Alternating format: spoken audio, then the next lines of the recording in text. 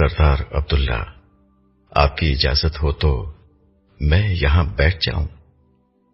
عبداللہ نے سر اٹھا کر دیکھا تو سامنے انتہائی وجیح شخصیت کا مالک ایک آدمی کھڑا ہوا تھا۔ یہ شخصیت عبداللہ کے لیے بالکل اجنبی تھی۔ اس وقت جہاں عبداللہ موجود تھا وہاں وہ کسی جاننے والے کی توقع بھی نہیں کر رہا تھا۔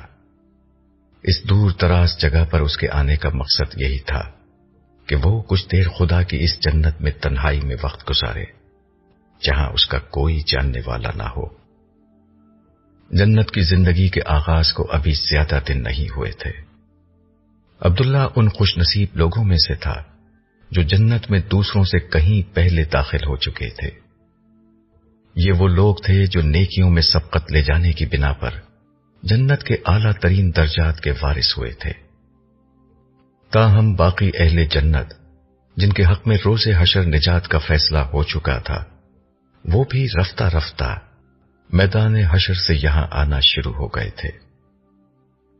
جنت ایک عجیب و غریب جگہ تھی۔ اپنے نام کے برعکس یہ کوئی باغ نہ تھا، بلکہ یہ خدا کی قدرت کاملہ سے وجود آنے والی وہ وسیع و عریض سلطنت تھی جو زمین سے لے کر ختم نہ ہونے والے آسمانوں تک پھیلی ہوئی تھی۔ سابقہ دنیا میں ایمان و اخلاق کے امتحان میں سرخرو ہونے والے خدا کے نیک بندے اب حسب مراتب اس جنت کے مالک بن چکے تھے۔ اس جنت کا ایک حصہ وہ بادشاہی تھا جو ہر جنتی کو خدا کی طرف سے بطور جزا عطا کی گئی تھی۔ ایک بہت بڑا حصہ وہ تھا جو دیگر اہل جنت کی ملکیت تھا، مگر اس کا ایک بہت بڑا حصہ کسی کی ملکیت کے بجائے فرشتوں کے زیر انتظام وہ تفریح گاہیں اور سیر گاہیں تھیں جہاں لوگ ایک دوسرے سے ملنے یا خدا کی صنائی و کمال اور نعمت و جمال کے جلوے دیکھنے آیا کرتے تھے۔ آج عبداللہ ایک ایسی ہی جگہ آیا ہوا تھا، مگر یہاں عام درجے کے جنتیوں کا آنا ممکن نہ تھا۔ یہ جنت کی ایک درجہ اول جگہ تھی جہاں درجہ اول کے لوگ ہی آ سکتے تھے۔ ایسے میں یہ تو بالکل واضح تھا کہ یہ اجنبی اعلیٰ ترین جنتیوں کی فہرست میں شامل تھا، مگر یہ بھی طے تھا کہ عبداللہ اس سے پہلے اس اجنبی سے کبھی نہیں ملا۔ عبداللہ کو اس سے اپنی کوئی ملاقات کہیں یاد نہ تھی۔ جنت میں آنے کے بعد عبداللہ کا زیادہ تر وقت انبیاء علیہ السلام اور اعلیٰ درجات کے حامل دیگر اہل جنت کی محافل ہی میں گزرتا تھا۔ آج اس کا دل چاہا تھا کہ کہیں ایسی جگہ جائے جہاں کوئی اسے نہ جانتا ہو اور نہ وہ کسی کو جانتا ہو۔ جنت میں ایسی جگہوں کی بھی کوئی کمی نہ تھی، چنانچہ بہت دیکھ بھال کر اس نے ایک ایسی پرفضا جگہ کا انتخاب کیا تھا جس کے متعلق اسے معلوم تھا کہ اس کا کوئی جاننے والا یہاں موجود نہیں ہے۔ چنانچہ وہ یہاں آیا تھا اور بہت دیر سے تنہا بیٹھا یہاں کے خوبصورت مناظر سے لطف اندوز ہو رہا تھا۔ اب وہ واپس جانے کے لیے اٹھنا ہی چاہتا تھا کہ اس اجنبی نے اس کے ساتھ بیٹھنے کی اجازت طلب کر لی تھی۔ اس نے مسکراتے ہوئے ان صاحب سے کہا، کیوں نہیں، آپ ضرور تشریف رکھیے۔ میں معذرت چاہتا ہوں کہ میں آپ کی تنہائی میں مخل ہوا ہوں۔ اجنبی مزید کچھ کہنا چاہتا تھا کہ عبداللہ نے فوراً کہا، آپ کو معذرت کی ضرورت نہیں، میں تو اپنی تنہائی سے لطف اندوز ہو چکا ہوں، بلکہ اب تو واپس جانے کے لیے اٹھنے ہی والا تھا۔ مجھے اس بات کا اندازہ ہو گیا تھا، اسی لیے میں اس وقت آپ کے پاس آیا ہوں، ورنہ میں تو بہت دیر سے موجود تھا۔ بس اس بات کا منتظر تھا کہ آپ اپنی تنہائی سے فارغ ہوں تو میں آپ کے پاس آؤں۔ اجنبی نے اس کے سامنے بیٹھتے ہوئے کہا تو عبداللہ کو بڑا اچنبھا ہوا۔ اس نے اپنی حیرت کا اظہار کرتے ہوئے کہا، مگر آپ مجھے کیسے جانتے ہیں؟ میرا تو یہاں کوئی جاننے والا نہیں ہے۔ عبداللہ کے سوال کے جواب میں اجنبی کچھ بولا نہیں، صرف مسکرا دیا۔ عبداللہ سوچ میں پڑ گیا اس نے بڑے وثوق سے یہ بات کہی تھی کہ یہاں اس کا کوئی جاننے والا نہیں تھا۔ اس کی وجہ یہ تھی کہ آنے سے قبل وہ آج یہاں آنے والے مہمانوں کی فہرست دیکھ کر یہ خیال یقینی بنا چکا تھا کہ اس کا جاننے والا کوئی بھی شخص یہاں موجود نہیں ہے۔ اس جگہ کی بے پناہ خوبصورتی کے علاوہ یہاں آنے کی ایک اہم وجہ یہی تھی، اس لیے وہ ابھی تک ورطہ حیرت میں پڑا ہوا تھا کہ یہاں اس کا کوئی جاننے والا کیسے نکل آیا تھا۔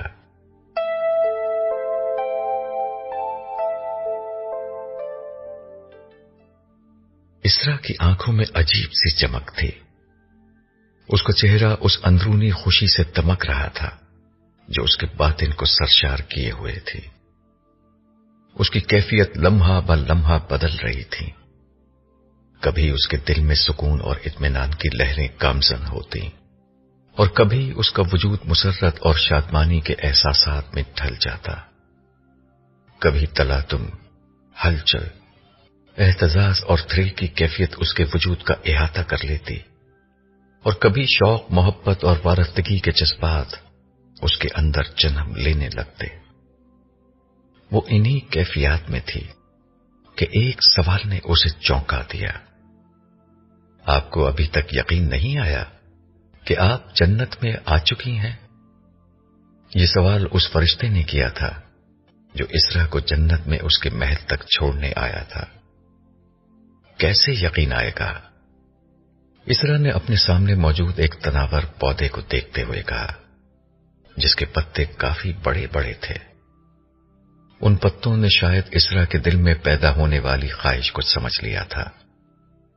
وہ اپنے آپ کو دیکھنا چاہ رہی تھی۔ لمحہ بھر میں سبز رنگ کے پتے قلب ماہیت کے بعد شفاف آئینے میں تبدیل ہو گئے، جن میں اسرا کو اپنا عکس ہر زاویے سے نظر آ رہا تھا۔ اسے جنت میں داخل ہوئے زیادہ وقت نہیں ہوا تھا، اور جب سے وہ یہاں آئی تھی ہر لمحے ایسا ہی کوئی کرشمہ دیکھ رہی تھی۔ اس نے پتوں کی آئینوں میں اپنا عکس دیکھا۔ یہ آئینے ہر زاویے سے اس کا سراپا دکھا رہے تھے۔ کیسے یقین آ سکتا ہے؟ اسرا نے ان آئینوں میں ہر رخ سے اپنا جمال دیکھتے ہوئے اپنی بات دہرائی۔ اسے اپنی خوبصورتی پر واقعی یقین نہیں آ رہا تھا۔ آ جائے گا، ابھی تو آپ آئی ہیں۔ ابھی تو میدان حشر میں بہت لوگ موجود ہیں، ایک ایک کر کے وہ جنت میں آ رہے ہیں۔ جب سب آ جائیں گے تو نئی دنیا مکمل طور پر فعال ہو جائے گی، پھر یقین آ جائے گا۔ فرشتے نے اسرا کو اطمینان دلاتے ہوئے کہا تو اسرا کو احساس ہوا کہ وہ کہاں سے گزر کر کہاں آ گئی ہے۔ اس نے فرشتے سے مخاطب ہو کر کہا، کیا ماضی کی دنیا ہمیشہ کے لیے ختم ہو گئی؟ ہاں، وہ دنیا ہمیشہ کے لیے ختم ہو گئی۔ اسرا خاموش رہی۔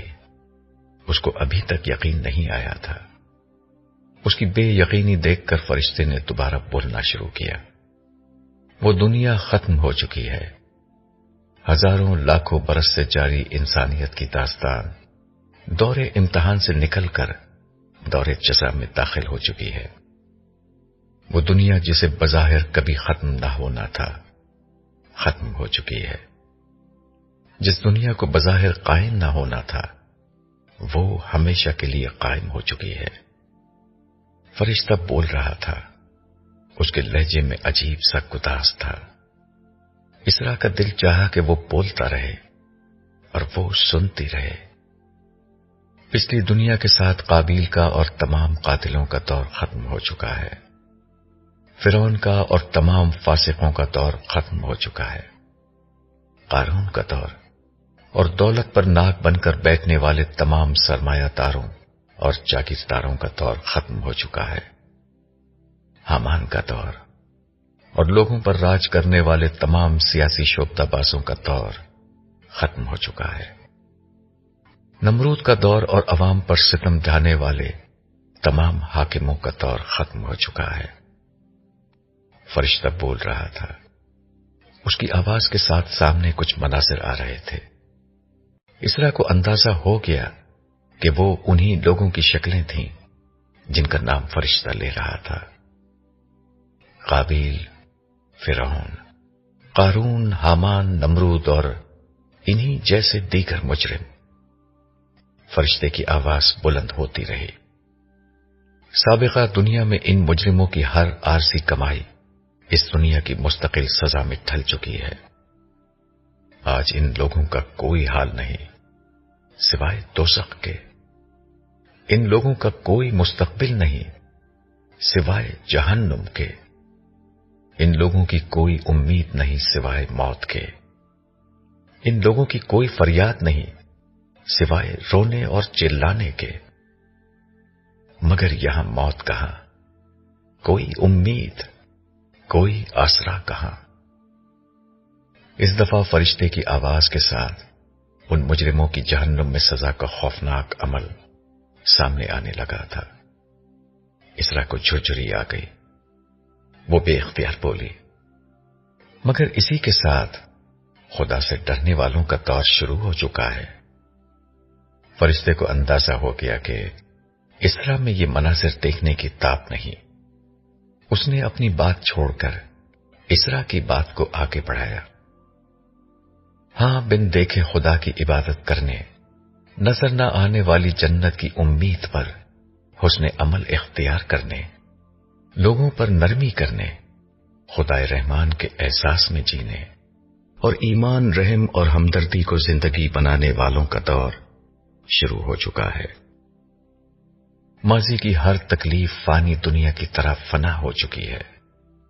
جو بچا ہے وہ ختم نہ ہونے والا اجر ہے۔ آپ کا مستقبل ہمیشہ رہنے والی جنت ہے جسے کبھی ختم نہیں ہونا ہے۔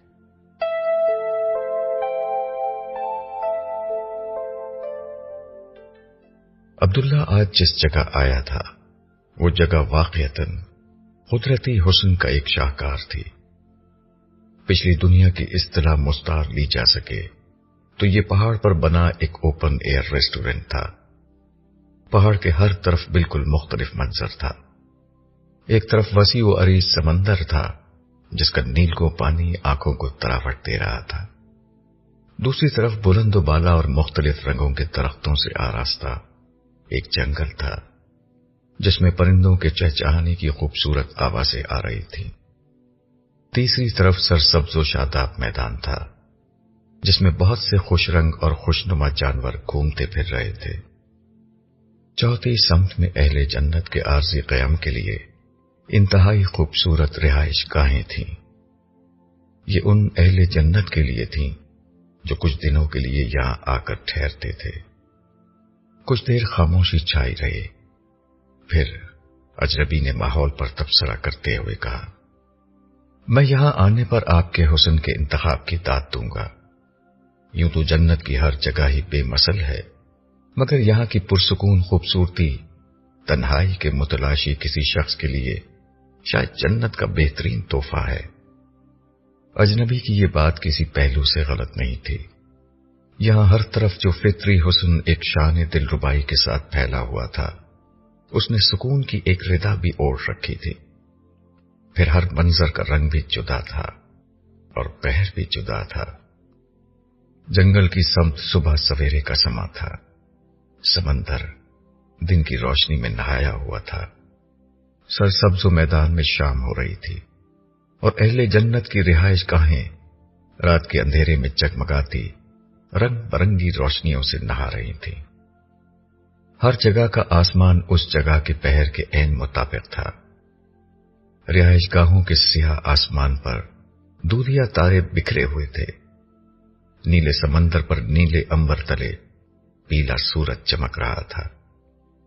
سبزے کے افق پر شفق کی لالی آگ برسا رہی تھی اور جنگل کی اوٹ سے طلوع آفتاب سے قبل کا سویرا جھانک رہا تھا۔ وقفے وقفے سے ان تمام جگہوں پر بارش کے ایسے قطرے برستے جو قوس و قزح کے رنگ میں ڈوبے ہوئے تھے۔ اس کے ساتھ ہی برستی برکھا کی رمجھم دھیمی دھیمی پرکیف موسیقی کی مانند محسوس ہو رہی تھی۔ عبداللہ نے اجنبی کی بات پر چاروں طرف دیکھتے ہوئے تبصرہ کیا، پھر آپ کے حسن انتخاب کی داد بھی دینا چاہیے. آپ بھی تو اسی جگہ تشریف لائے ہیں، مگر مجھے اس جگہ کی کشش یہاں نہیں لائی. میں تو آپ سے ملنے آیا ہوں، بلکہ آپ کو تلاش کرتا ہوا یہاں آیا ہوں.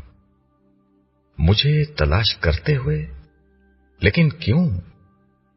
بے اختیار عبداللہ کی زبان سے نکلا. اسے سمجھ میں نہیں آ رہا تھا کہ یہ اجنبی اسے کیوں تلاش کر رہا تھا، جبکہ عبداللہ اسے جانتا بھی نہیں تھا.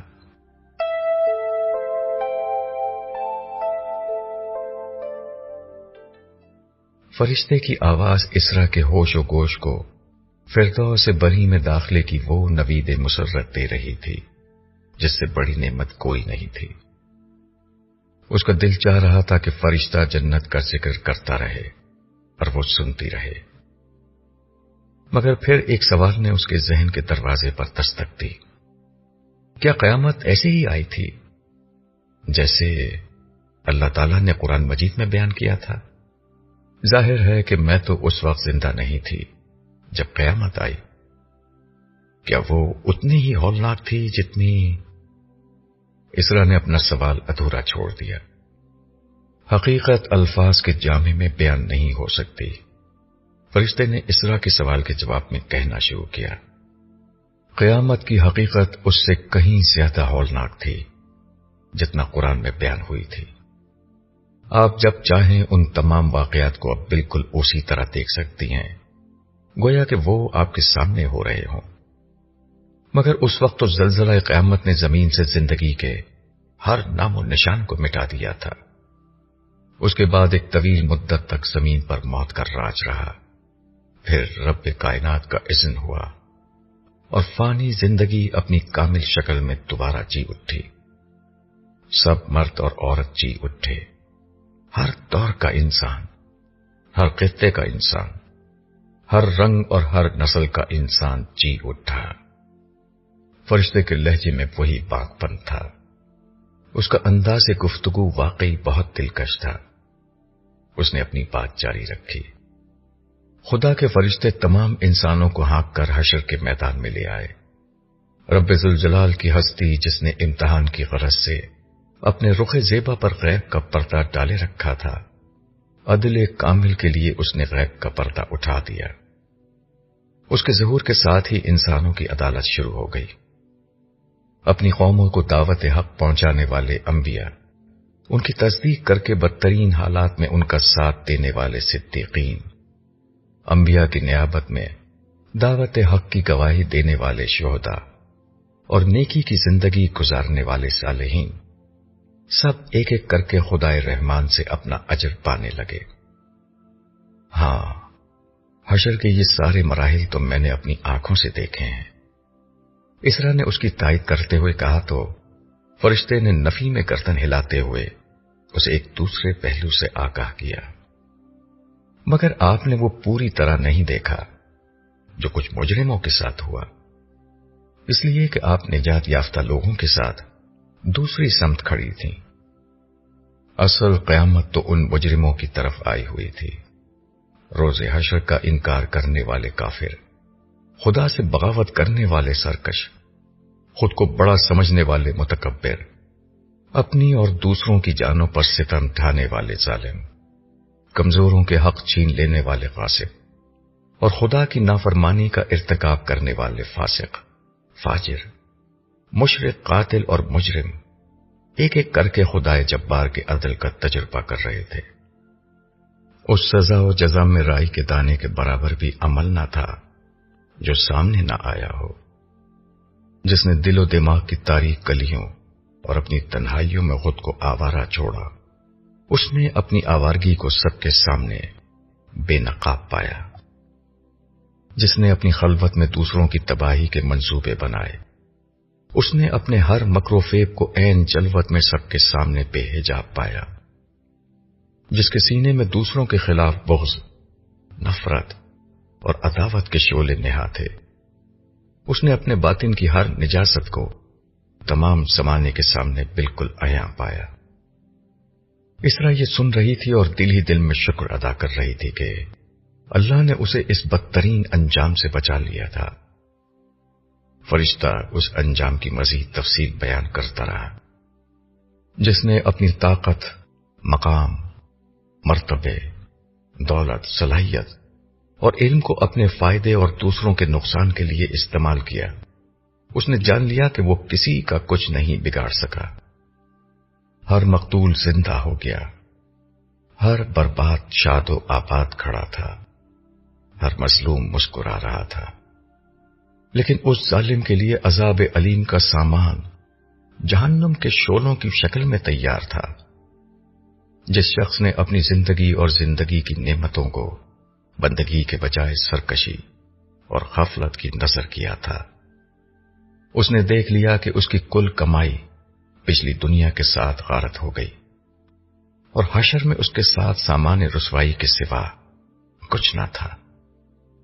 شرک، الحاد، تکبر، حسد، ظلم، فحاشی، غرض معیشت کی ہر قسم وہ بوجھ بن چکی تھی جس کا تحمل کرنا ممکن نہ تھا، مگر اس کو ڈھونے کے سوا کوئی چارہ نہ تھا۔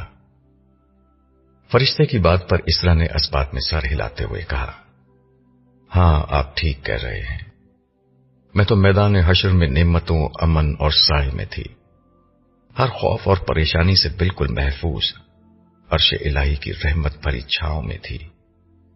میں تو وہاں یہ دیکھ رہی تھی کہ ماضی میں کی گئی نیکیاں وہ بیش بہا کرنسی بن گئیں جس سے اہل ایمان ابدی خوشیاں خرید رہے تھے۔ ہمیشہ رہنے والے بے مثال محلات، قیمتی لباس، انواع و اقسام کے کھانے، سونے چاندی کے برتن، لامحدود سفر کرنے والی سواریاں، ان گنت خدام، غرض عزت، رفاہیت اور لذت کے تمام اسباب نیکی کی کرنسی سے خریدے جا رہے تھے۔ اسرا نے یہ ساری تفصیل اس لیے بیان کی تھی کہ اس نے خود اپنی نیکیوں کے عوض جنت کے اعلی مقام کو اسی طرح کمایا تھا، اور اب تو یہ جنت اس کا ابدی گھر بن چکی تھی۔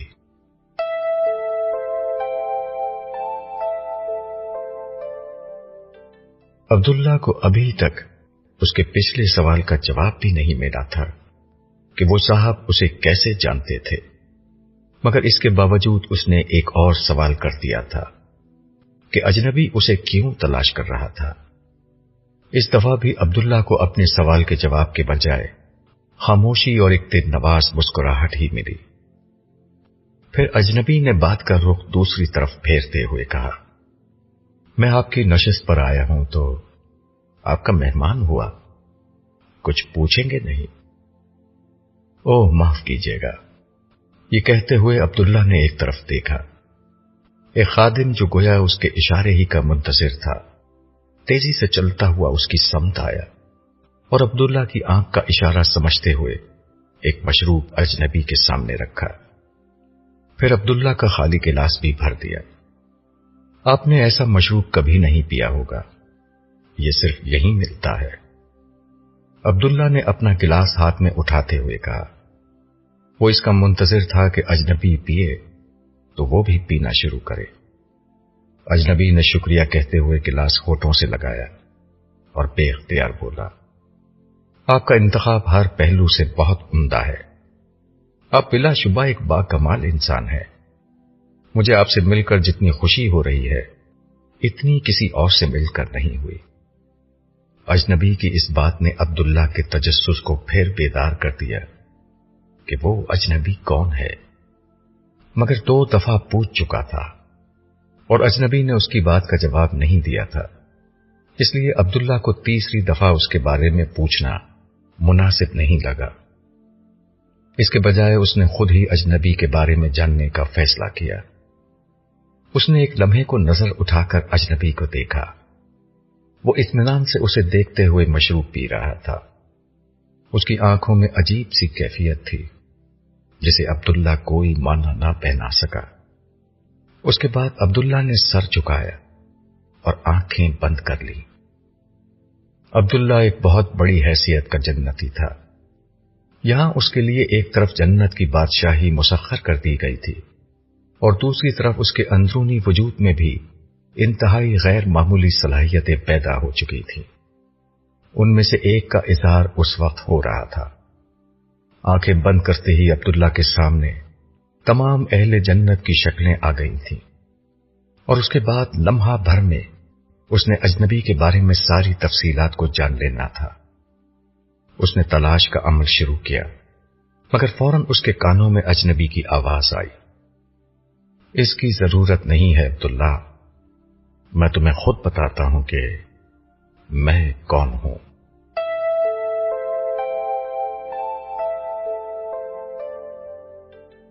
جنت اور نیکیوں کا ذکر آ گیا تو فرشتے نے وہ معیار سامنے رکھ دیا جو جنت میں اعلیٰ سے اعلیٰ درجات کا ضامن بنا تھا۔ اس کی دل نشین آواز پھر بلند ہوئی، اس دنیا میں اخلاص کی بڑی قدر ہوئی ہے۔ جو عمل خالصتاً اللہ کے لیے تھا وہ اگر ذرہ تھا تو پہاڑ بن گیا، جو عمل سب سے چھپ کر کیا گیا تھا وہ ایک تھا تو ہزار بن گیا، جو عمل اللہ کی رضا کے لیے اس کی مرضی کے مطابق اس کے انبیاء کے طریقے اور قرآن مجید کے مطالبات کے عین مطابق تھا، وہ کم ہو کر بھی ہر اس عمل پر بھاری رہا جو بدعت، خواہش اور تعصب سے پھوٹا تھا۔ جن لوگوں نے خدا سے ڈر کر زندگی گزاری، جنہوں نے حق پرستی کو اپنا شعار بنایا، جنہوں نے صبر اور احسان کی روش اختیار کی، وہ خدا کے نزدیک سب سے بڑھ کر معتبر ٹھہرے۔ خدا کے وہ وفادار جو پچھلی زندگی میں ستائے گئے تھے، نئی دنیا کے سردار و مالک قرار پائے ہیں۔ جنہوں نے خدا کی رضا کے لیے قربانی کی راہ اختیار کی، وہی آج سب سے بڑھ کر کامیاب ہوئے ہیں۔ فرشتے نے جیسے ہی یہ خصوصیات بیان کی، اسرا کے ذہن میں ایک ہی شخص کا تصور آیا۔ اس تصور سے اس کی آنکھیں جگمگا اٹھی، دل محبت سے سرشار ہو گیا۔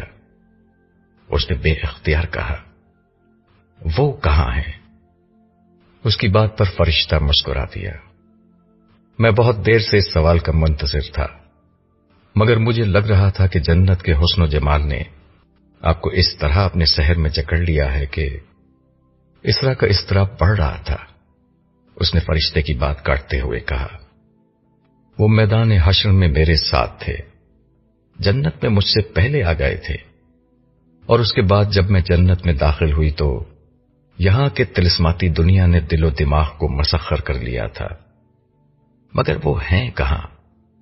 میں سب سے پہلے انہی سے ملنا چاہتی ہوں۔ وہ بھی آپ سے ملنا چاہتے ہیں، وہ تو کب سے آپ کے منتظر تھے، مگر وہ تو مجھ سے ذرا ہی پہلے۔ یہ جنت ہے، یہاں وقت نہیں ہوتا، وہاں کا سارا وقت یہاں کے برس ہا برس میں بدل چکا ہے، لیکن وہ آپ ہی کے منتظر رہے ہیں، اور جب آپ کے آنے کے بارے میں انہیں معلوم ہوا تو وہ آپ کے لیے ایک انمول تحفہ لینے چلے گئے، بلکہ اب تو وہ آپ سے ملنے کے لیے آ رہے ہیں۔ اسرا کی نظر بے اختیار اس کے محل کے داخلی دروازے کی طرف اٹھ گئی۔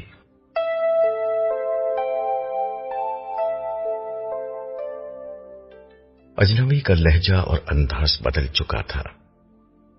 اس سے پہلے وہ بڑے ادب سے مخاطب ہو رہا تھا، مگر اب اس نے تمام تکلفات کو بالائے طاق رکھ کر عبداللہ کو مخاطب کیا تھا۔ اس کی آواز سن کر عبداللہ نے فوراً آنکھیں کھول دیں، مگر وہ اجنبی کی توقع سے کہیں زیادہ تیز رفتار ثابت ہوا تھا۔ اس نے لمحے بھر ہی میں اجنبی کے بارے میں سب کچھ جان لیا تھا، یہ کہ اس کے سامنے موجود شخص کس قدر بلند درجے کا جنتی ہے، یہ کہ اس کی اپنی صلاحیت اتنی زیادہ ہے کہ اس نے عبداللہ کی آنکھیں بند کرتے ہی جان لیا تھا کہ وہ کیا کرنے جا رہا ہے، یہ کہ یہ اجنبی جب جنت میں آیا تو اس نے آتے ہی سب سے پہلے عبداللہ کو ڈھونڈا تھا، یہ کہ وہ اجنبی بہت عرصے سے عبداللہ کو دور رہ کر دیکھتا رہا تھا، اور یہ کہ آج وہ پہلی دفعہ اس سے ملنے کے لیے آیا، اور سب سے بڑھ کر یہ کہ اس کے سامنے موجود شخص کوئی اور نہیں، اس کا اپنا باپ وقار ہے۔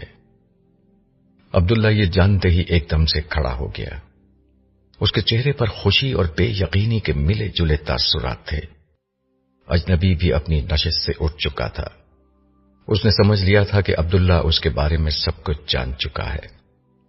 اس نے اپنے دونوں ہاتھ عبداللہ کی سمت پھیلا دیے۔ عبداللہ دیوانہ وار آگے بڑھا اور بابا جان میرے بابا جان کہتے ہوئے وقار سے لپٹ گیا۔ عبداللہ بہت دیر تک وقار کے گلے لگا رہا۔ وہ بچوں کی طرح پھوٹ پھوٹ کر رو رہا تھا۔ اس نے کبھی اپنے باپ کا چہرہ نہیں دیکھا تھا، کبھی اس کا لمس محسوس نہیں کیا تھا۔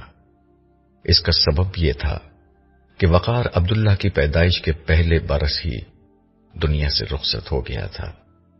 وہ اپنی تمام ابتدائی زندگی ماں باپ کی شفقت بلکہ کسی بھی قسم کے خاندانی تحفظ سے محروم رہا تھا۔ پہلے ماں باپ گئے، پھر دادی رخصت ہوئیں، جس کے بعد اس نے بے آسرا اور بے سہارا زندگی گزاری تھی۔ اس پر اللہ کا کرم ہوا تھا کہ اس کے باوجود وہ بری صحبت میں پڑنے کے بجائے ایک اعلیٰ انسان بن سکا اور جنت میں اعلیٰ ترین مقام حاصل کرنے میں کامیاب رہا تھا۔ پچھلی دنیا میں بھی اس کی خاندانی زندگی نائمہ سے شادی کے بعد شروع ہوئی تھی۔ نائمہ ہی نے آ کر اس کی زندگی میں سارے رنگ بھرے تھے۔ اس نے اپنے ماں باپ کے بارے میں کبھی سوچا بھی تھا تو کوئی تصور قائم نہیں ہو سکا تھا، مگر آج اچانک اپنے باپ کو اپنے سامنے دیکھ کر وہ ساری محرومیاں مٹ گئی تھی جو پچھلی زندگی میں اس حوالے سے اسے ملی تھی۔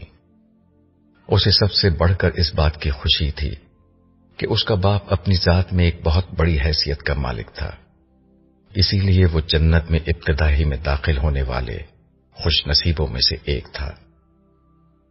تھوڑی دیر تک وقار اس کی پیٹھ تھپ تھپاتا رہا، خود اس کی آنکھیں بھی ننگ تھیں۔ پھر اس نے عبداللہ کو خود سے جدا کرتے ہوئے کہا، میرے سامنے بیٹھو سردار عبداللہ، میں تمہیں دل بھر کے دیکھنا چاہتا ہوں۔ وقار اپنی نشست پر بیٹھا۔ عبداللہ بھی اس کے سامنے بیٹھتے ہوئے بولا، عبداللہ کہیے بابا، صرف عبداللہ کہیے۔ ہاں عبداللہ، میں تو عرصے سے تمہیں دیکھ رہا تھا، تمہاری عزت کے تاج کو دیکھ رہا تھا، تمہارے مقام اور مرتبے کو دیکھ رہا تھا اور اپنے مالک کا شکر ادا کر رہا تھا جس نے میرے بیٹے کو اس مقام پر پہنچا دیا۔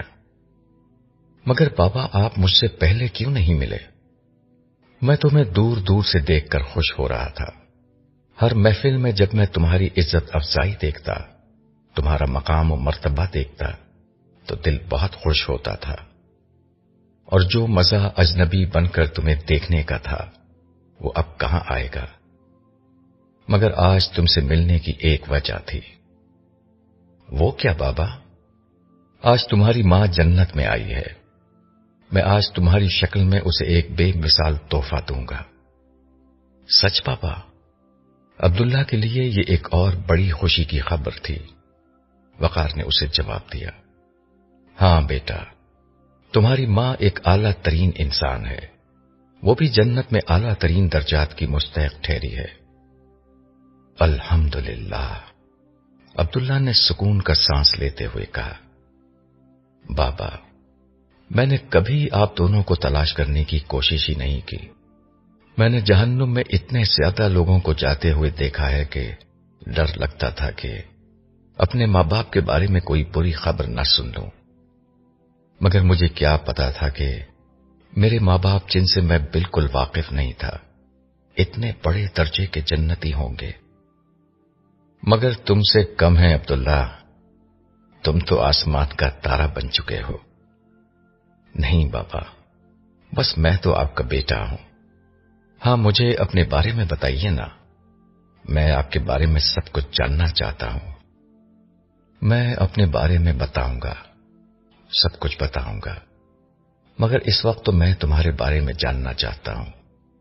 میں نے تمہیں آخری دفعہ دیکھا تھا تو تم بہت چھوٹے تھے، پھر اللہ نے تمہیں اتنا بڑا مقام دے دیا، یہ سب کچھ کیسے ہو گیا؟ مجھے بتاؤ بیٹا۔ اس کے کہنے پر عبداللہ اسے اپنے بارے میں بتانے لگا، اپنی ابتدائی زندگی کی محرومیاں، پھر نائمہ سے اس کی شادی ہونا، پھر اپنی دائیانہ زندگی کی پوری داستان عبداللہ اسے سناتا رہا۔ عبداللہ خاموش ہوا تو وقار نے اس سے پوچھا، مجھے میری بہو نائمہ سے کب ملواؤ گے؟ بابا، عجیب اتفاق ہے کہ وہ بھی جنت میں ابھی ابھی آئی ہے، اس کے بعد اللہ نے آپ سے ملا دیا، لیکن میری امی؟ عبداللہ کی بات پر وقار ہنسنے لگا۔ اس کا مطلب ہے کہ ہمیں ایک لین دین کرنا ہوگا، میں تمہیں تمہاری ماں سے ملواؤں گا اور تم مجھے میری بیٹی نائمہ سے ملواؤ گے، لیکن پہلے امی۔ عبداللہ نے اصرار کیا۔ ہاں، میں بھی یہی چاہتا ہوں، میں ابھی تک اس سے نہیں ملا، میں یہ چاہتا تھا کہ اس سے ملنے جاؤں تو تمہاری شکل میں ایسا تحفہ لے کر اس کے پاس جاؤں کہ وہ خوش ہو جائے۔ اس کے تصور میں بھی نہیں ہوگا کہ اس کا بیٹا اتنے بڑے مقام پر پہنچ گیا ہے۔ چلیے بابا، ابھی چلتے ہیں۔ عبداللہ بے تابی سے کھڑا ہو گیا، پھر وہ کچھ سوچتا ہوا بولا، بابا، میری امی کا نام کیا ہے؟ تمہاری ماں کا نام اسرا ہے۔